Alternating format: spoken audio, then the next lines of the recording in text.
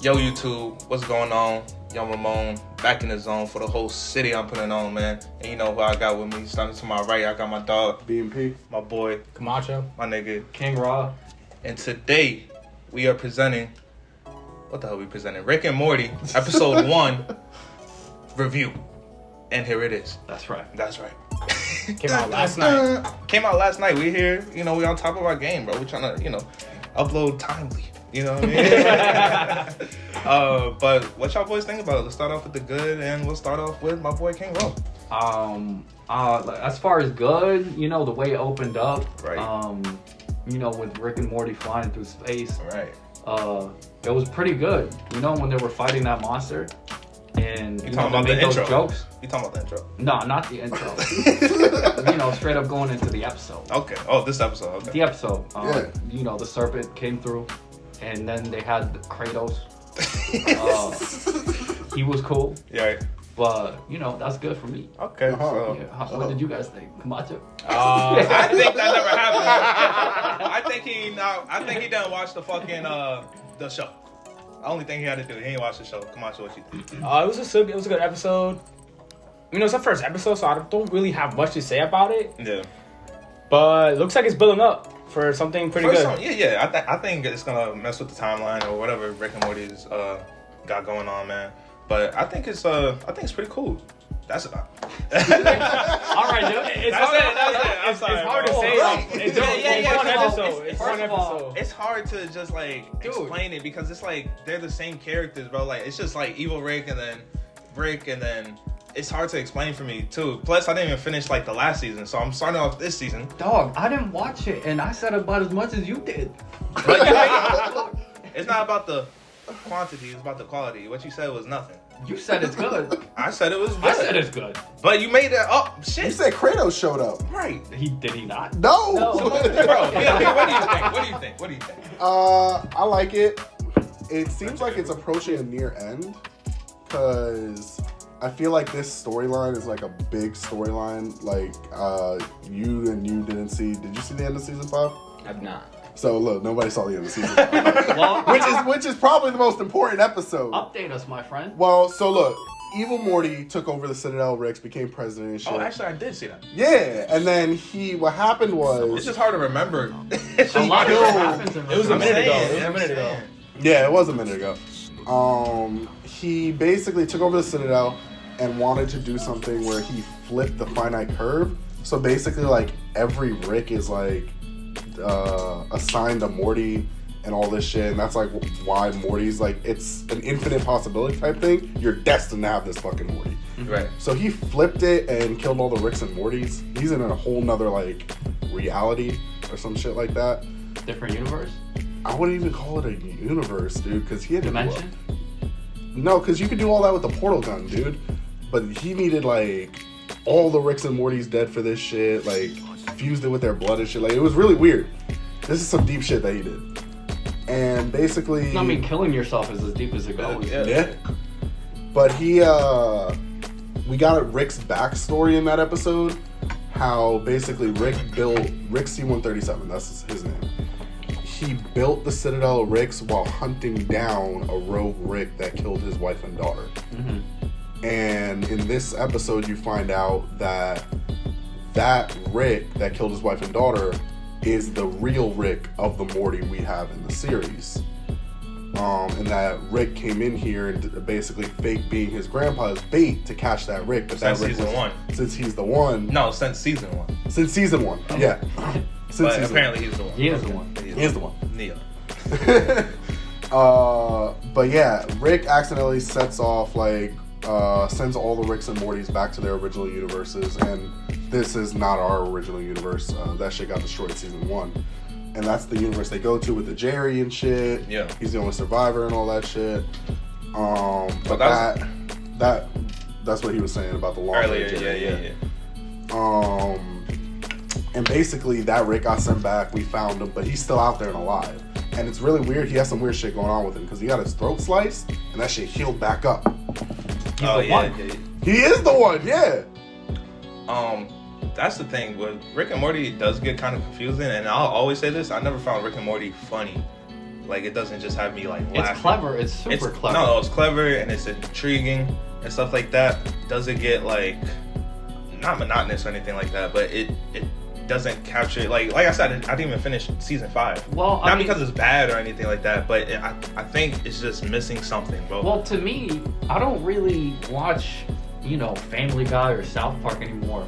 Like every single episode, I'll catch one. I'll catch one there. But also, it's not the same. Rick and Morty is like newer. But yeah, I understand, but it's the same vibe as those shows. It's just like a episodic type of show. No, it's episodic, but it's like the humor is not in the same league. The concepts that they have aren't the same. Well, I think the concepts are way far beyond and way more intriguing in Rick and Morty, and that's why I watch Rick and Morty. That's what I'm saying. Like Rick and Morty, I guess I'll take shrooms to Family Guy too and just laugh my ass off. But totally, if I were to choose, it'd probably be Rick and Morty because it's just more intriguing, it's more colorful, it has a lot more visuals. Yeah. Like that's what keeps it going for me. But also, it's like on Adult Swim, and Adult Swim is known for Robot Chicken and all these funny ass shows, South Park and shit like that. But it's not in the league. When comedy wise, it's not in the same league. No, I agree. You know what I mean, and like when they do jokes, I'm like, like I don't know, it's just not funny to me, but it is intriguing. I think they have a good.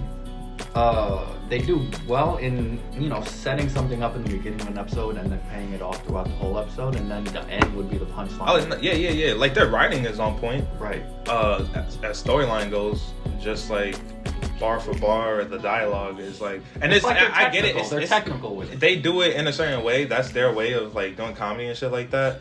But it's just like I don't know. It's just not my cup of tea. I guess you know what I mean. But their writing, like how you said, they set it up and then they go on these adventures and shit like that. And shit happens. That shit is dope. Yeah. That shit is one of a kind actually, because not a lot of shows do that shit. I think the way they do it is we just reviewed Farzar and stuff, but it's above and beyond shows like that or Brickleberry or any of those, just because of the cleverness and concepts to me. The cleverness, but that's just to me. The cleverness, sure, not comedy wise though, not for me. Not comedy, but I agree with what you gotta say. Honestly, like it's not like the comedy is not really compared to like American Dad or Family Guy. I think Family Guy is way better, like comedy wise.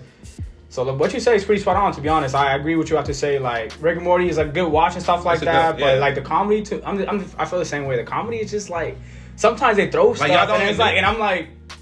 Bro, when we were watching it, all three of us, we were watching it last night, and not one of us laughed like that. Probably had some dumb shit, you know what I mean? But it was a cool watch. It was a cool watch. It'll put you. You know what I mean? It was no knee slappers in that whole. You know what I mean? Like that. Maybe if they tried not to be funny and just made an intriguing show, sci-fi show that was dope and just gory and how they have it, then maybe I would like it much more because Rick and Morty does have a serious tone to it.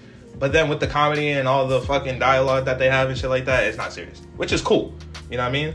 But just go full sci-fi with that whole. You know, I feel like they're going like really. It looks like they got like a story kind of going, which I feel like maybe they're doing that better than like Family Guy, because Family Guy, like I don't think there is no story. It's just like there was that one time Brian died, but that was it. Yeah, they have like little stories within those like. Not even a season, dude. Not even. But the whole season is. Yeah. They mainly have like ongoing jokes as their thing. Yeah. But I mean, anything else for Rick and Morty? Any bad? You know what I mean? No, I think it just set up the season to be good. I think they're gonna focus a lot more on the overarching story this season. Yeah, which is good. That's why I think it's coming near to an end, because they're finally like going into. They're tying ends that have been open since season 1. Right. So I think they're starting to wrap it up. Right.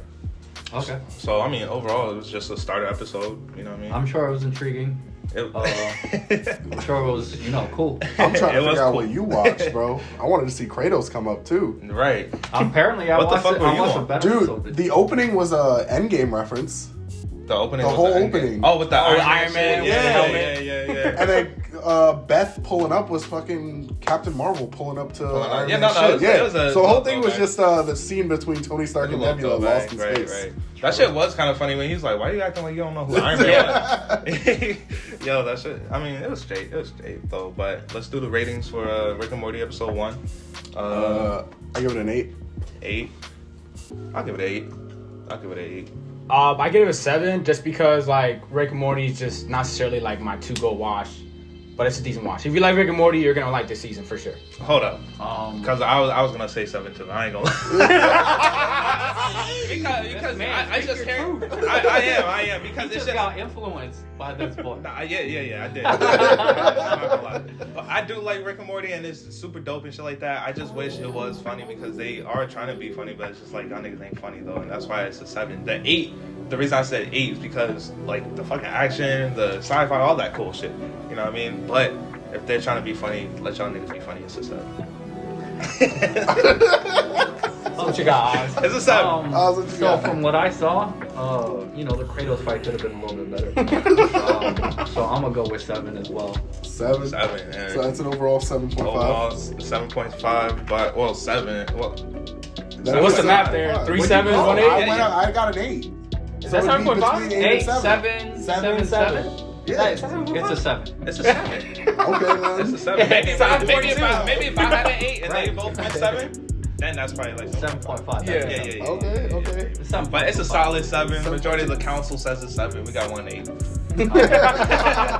But I enjoy Rick and Morty a lot more. No, fair enough. But you enjoy a lot of things a lot more. I do. Okay, I like things. You like Love and Thunder. I mean, yeah, I did. Oh, absolutely not. I know this is not a review for Love and Thunder. I'm not a fan of Love and Thunder. I agree. That's not the best story movie though, or Marvel movie. But I mean, that's it. Yeah, that's it for us, man. That's the Rick and Morty episode 1 review. We got my dog BMP, Camacho, Ken Raw, Young Ramon. What the fuck is going on for the whole city? I'm putting on, baby. Class City signing out.